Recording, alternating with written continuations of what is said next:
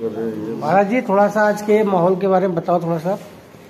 माहौल तो आजकल का जो आपके बीच में चल ही रहा है वो तो आप लोगों के लिए प्रशंसनीय है।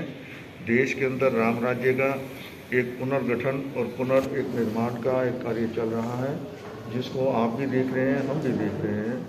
अयोध्या के अंदर आने वाली 22 तारीख को राम मंदिर का उद्घाटन समारोह हो रहा है, जो हम सबकी आस्था के केंद्र है। जैन धर्म के अंतर्गत हम महामंत्र नवकार के दूसरे चरण के अंतर्गत भगवान राम को हम लोग समाहित मानते हैं, जो सिद्ध परमात्मा निराकार स्वरूप के अंदर परमात्मा रूप हो चुके हैं। ऐसे प्रभु श्री राम का वहाँ पर भव्य उद्घाटन समारोह आप सब लोगों की मंगल कामनाओं के द्वारा, आप सब लोगों के मंगल प्रयास के द्वारा वो एक काम होने जा रहा है। देश के अंतर्गत अर्थव्यवस्था और न्याय व्यवस्था के लिए हम सभी लोग शामिल हैं। जब तक देश के प्रति हम लोग जागरूक नहीं होंगे, देश की संपत्ति को हम अपनी संपत्ति नहीं मानेंगे और देश के कानून को हम व्यवस्थित रूप से कानून नहीं मानेंगे, तब तक ये अराजकता हमारे बीच में यथावत बनी रहेगी। इन चीज़ों से बचने के लिए हमें आरंभिक रूप से स्कूल की शिक्षा और दीक्षा भारतीय पद्धति के अनुरूप हम लोगों की होनी चाहिए।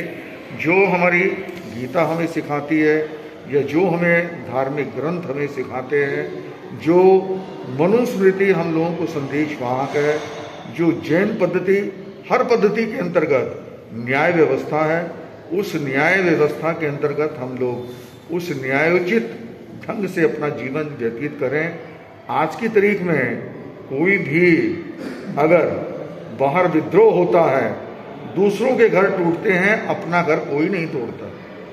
अगर तोड़ना ही है तो अपना घर तोड़ो, फिर पता लगे कि दूसरे का घर तोड़ने से क्या दर्द होता है। मेरे कहने का भाव कि आज के इस माहौल के अंतर्गत, आज के इस परिप्रेक्ष्य के अंतर्गत हम लोग नैतिक बने, धनवान बने, धार्मिक बने, न्यायोचित ढंग से जीवन जीने का हम लोग अपने जीवन के अंदर एक प्रयास करें।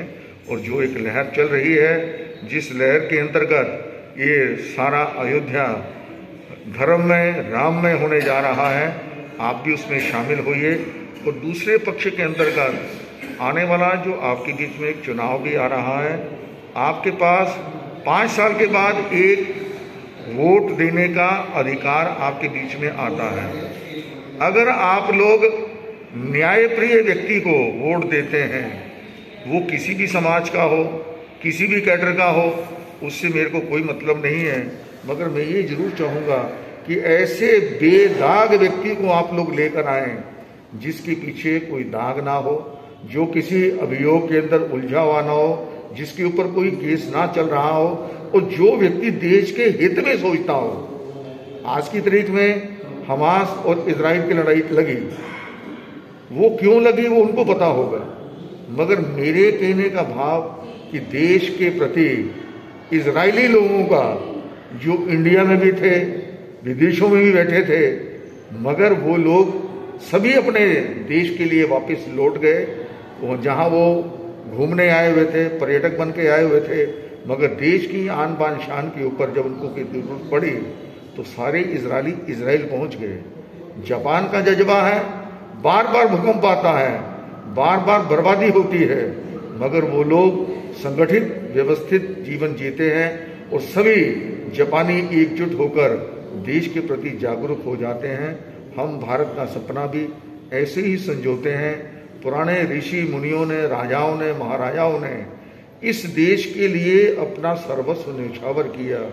हम लोग तो देश को लूटते हैं, देश की इकाई को हम लोग मुफ्त में लेना चाहते हैं, लेकिन टैक्स देना नहीं। सरकार से ये अपेक्षा है कि हमारे बच्चे भी पढ़ा दें, फीस भी माफ कर दे, दवाई भी फ्री दे दे, हम दारू पीते रहे। नशा जब आप लोग करोगे, जीवन की बर्बादी तो आपकी हो ही रही है। फिर बच्चे क्या पढ़ाने और क्या लिखाने, क्या आपको भोजन कराना, ये सब व्यवस्थाएं सिर्फ किताबों की रह जाएंगी। मेरे इस छोटे से वक्तव्य के अंदर आप सबके नाम एक संदेश है, आप नैतिक बने, अपने अपने नैतिकता के हर आयाम को हम लोग उसके साथ जोड़ के रखें, ताकि हमारा कोई भी उठने वाला कदम किसी को पीड़ा देने वाला ना हो। भगवान महावीर स्वामी का एक छोटा सा संदेश है, जो तुम अपने लिए चाहते हो वही सबके लिए चाहो। हम गाली सुनना नहीं चाहते तो गाली देने का भी हमारा कोई अधिकार नहीं है। हम ये चाहते कि लोग हमें राम राम बोले, तो तुम्हें भी किसी को गाली देकर बात करने का कोई मतलब नहीं है। तो अगर आप लोग नैतिक बन जाएं, धार्मिक, तो आप अपने आप बन जाएंगे। धर्म हमें नैतिकता ही सिखाता है। तो आज के इस प्रसंग के ऊपर मेरा आपके नाम इतना ही संदेश है कि आप खुद जियो, औरों को जीने का संपूर्ण अधिकार दो। पर्यावरण का हम लोग बहुत मिसबिहेव कर रहे हैं, वृक्ष कटते जा रहे हैं। कोशिश कीजिए, आपको हर साल आपका बर्थडे आता है, जन्म दिवस आता है, हम लोग न जाने कितने पेड़ों की लकड़ियां अपने घर के अंदर तोड़ के लाते हैं, घर बनते हैं, कितने टिम्बर का इस्तेमाल हो जाता है। मगर एक व्यक्ति अगर एक पेड़ हर साल अपने जीवन पर लगाए तो आपके जितने भी साल का जीवन है उतने पेड़ नेचर को मिल जाएंगे और पर्यावरण ये दोबारा से हरा और भरा हो जाएगा। मौसम, ऋतुएं सब आपके अनुकूल हो जाएंगी और ये सब वातावरण सुगंधित और धर्म में बन जाएगा, राम में बन जाएगा। जय महावीर, जय गुरुदेव। महाराज जी, जो काल गणना है, आपकी भी काल गणना, पुरातन काल गणना है जो, जी। तो मौजूदा व्यवस्था में क्या और परिवर्तन होने की संभावना आपकी काल गणना के अनुसार, क्या हालात पैदा काल गणना में देखिए, ये जो ग्रह गति आपके बीच में घूम रही है, न्यायप्रिय शनि महाराज अभी अपनी अपनी अर्थव्यवस्था के बीच में घूम रहे हैं।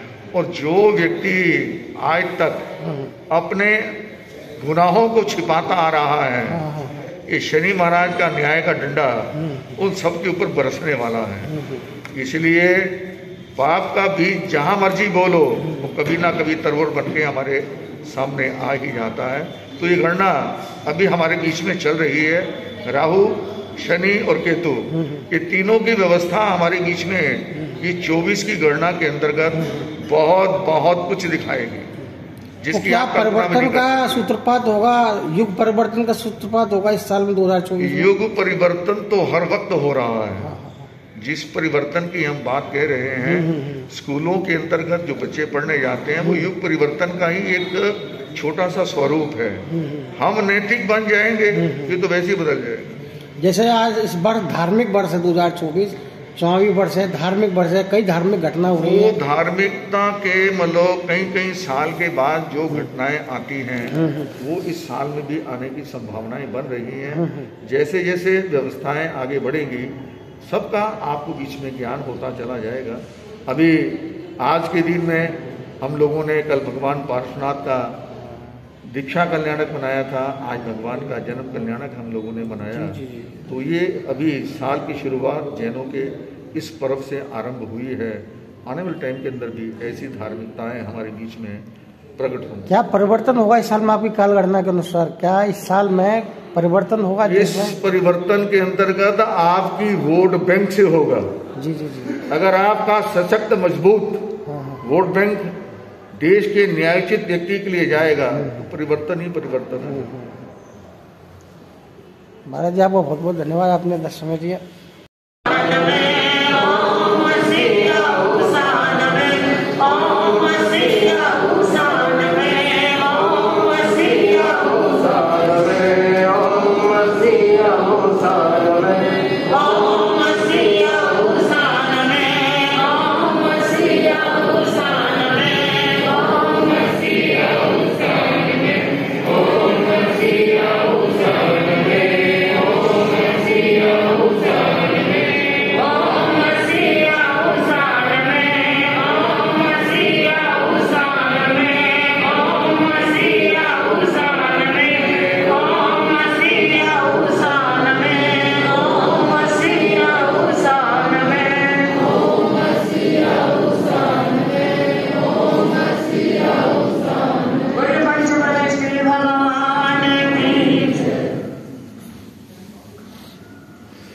माँ पद्मावती महिला मंडल की ओर से संपन्नता का प्रतीक ये कलश आप लोगों के सामने है।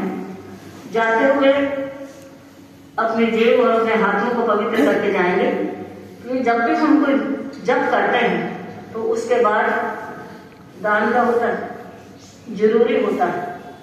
और पुण्य का क्या होता है, बंधन होता है। ये बात का सभी ध्यान रखेंगे। अब मैं कुछ नाम लूंगी। 3 तो लकी ड्रा है।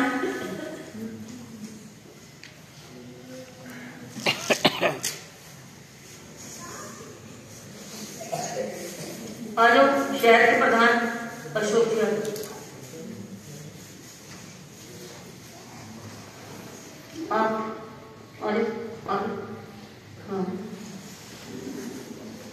रामनारायण और एक अपने का तो एक निकाल दे, 3 निकाल दे, एक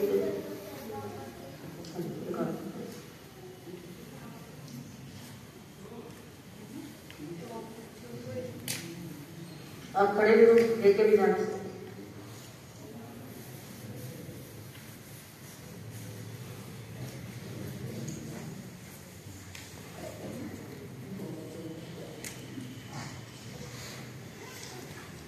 पेज नंबर 3।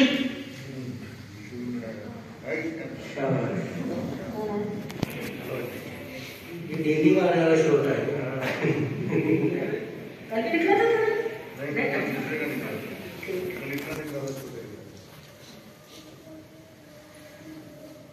ये पिछले चतुर्मास में रेगुलर आया लड़का जी। 7 नंबर पार्टी लेके ना सारा दिन से।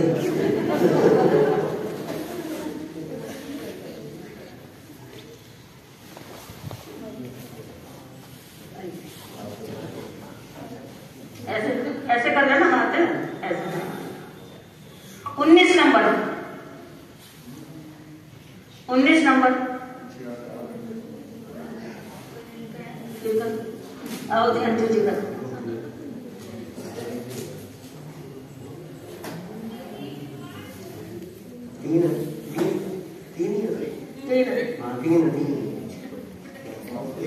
अब माँ पद्मावती मेला मंडल की सक्रिय कार्यकर्ता, मैं उन्हें आमंत्रित करूंगी। श्रीमती कृष्णा जैन, आओ। नीरज जी, कहाँ नीरज, आओ।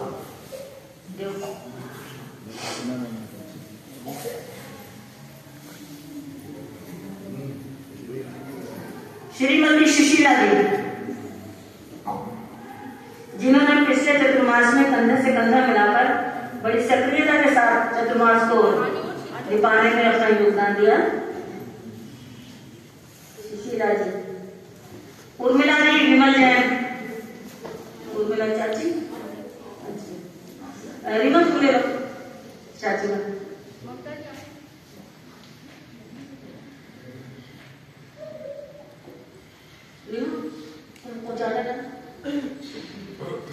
विनू जैन, अच्छा विनू जैन, विनू जैन, शिखा जैन, ये कौन सी शिखा हमारा जूनियर शिखा जैन, नहीं पुत्र बहुत पुत्र सर जैन।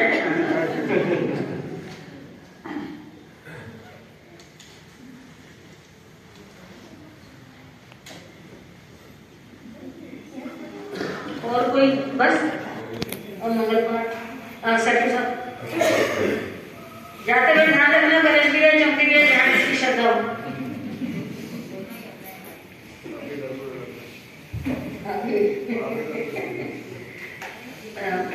इधर आगे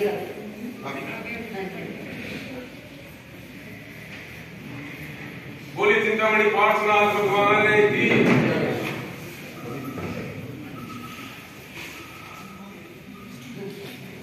गुरुवर की तारीफ करूं कैसे, गुरुवर की तारीफ करूं कैसे, मेरे शब्दों में इतना जोर नहीं। सारी दुनिया में जाकर ढूंढ देना, सारी दुनिया में जाकर ढूंढ देना, मेरे गुरुवर जैसा कोई और नहीं।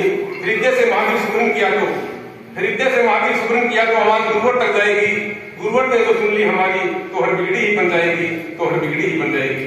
परम आदरणीय परंतु समझनीय हम सभी की आसन श्रद्धा के केंद्र व्याख्यान पाठशास्त्री कवि रतन श्री सुरेंद्र मुनि महाराज साहब के सूर से शिष्य रतन युग पुरुष उपप्रवर्तक श्री सुभाष मुनि महाराज साहब, प्रवर्तन दिवाकर श्री सुधीर मुनि महाराज साहब दिखाना दो एवं पंचायत साध्वी शिरोमणि श्री पन्ना देवी महाराज साहब दिखाना अधिखाना से एवं महासाध्वी डॉक्टर स्वाति महाराज साहब दिखाना चाहे पावन से चरणों में करनाल श्री शर्मा पढ़े लिखे की सीन गहराइयों से वंदन नमस्कार कर सुसाता होता है।